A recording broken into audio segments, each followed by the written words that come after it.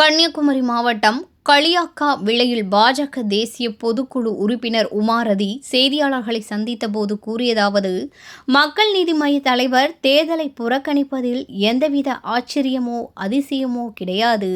கடந்த முறை கோவையில் எங்களது தேசிய மகளிர் அணி தலைவியிடம் தோல்வியடைந்து பின்னங்கால் பிறரி அடுக்க ஓடியது நமக்கு எல்லோருக்கும் தெரியும்.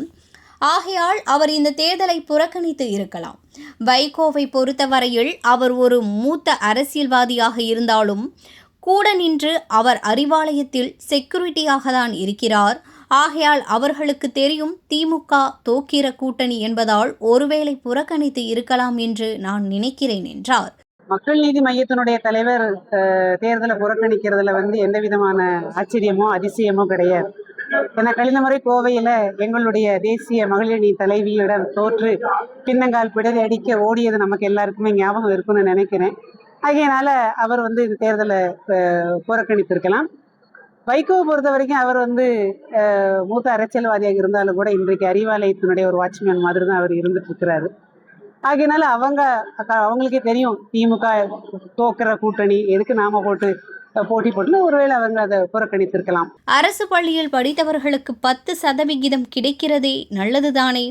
அரசு பள்ளியின் தரம் உயரும், இளைஞர்களுக்கு ஒரு நம்பிக்கை வரும். அரசு பள்ளியில் படித்தால் நமக்கு ஒரு 10% இடஒதுக்கீடு, நமக்கு நீட் தேர்வில் மருத்துவராக முடியும் என்ற ஏழை மக்களின் கனவு நிறைவேறும்.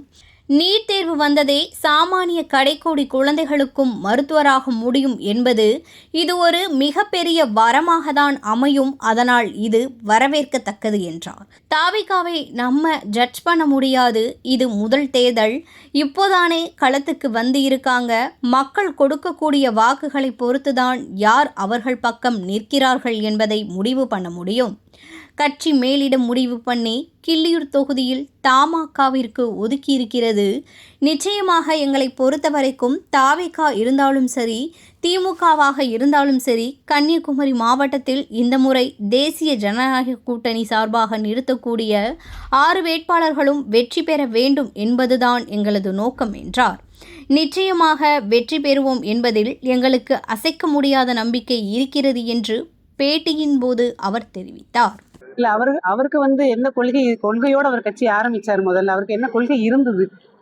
ஏதோ வந்தாரு, மக்கள்லாம் ஓட்டு போட்டுருவாங்க, நம்ம ஜெயிச்சிடலாம், அப்படியே நம்ம தமிழ்நாட்டுல நம்ம ஒரு உலக நாயகன் கமலஹாசன் அப்படிங்கிற பேரை வச்சுட்டு நாம தமிழ்நாட்டுக்குள்ள கால் பதிச்சிடலாம் நினைச்சாங்க.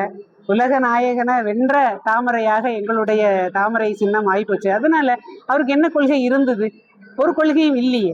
கொள்கை இருக்கக்கூடியவங்க அந்த கொள்கையோட அவங்களுடைய கட்சியே இல்லையே, அவங்க கட்சியவே தூக்கி கொண்டுட்டு போய் திமுக கிட்ட அடகு வச்சதுக்கு அப்புறம் அவர்களுக்கு என்ன கொள்கை இருக்கு?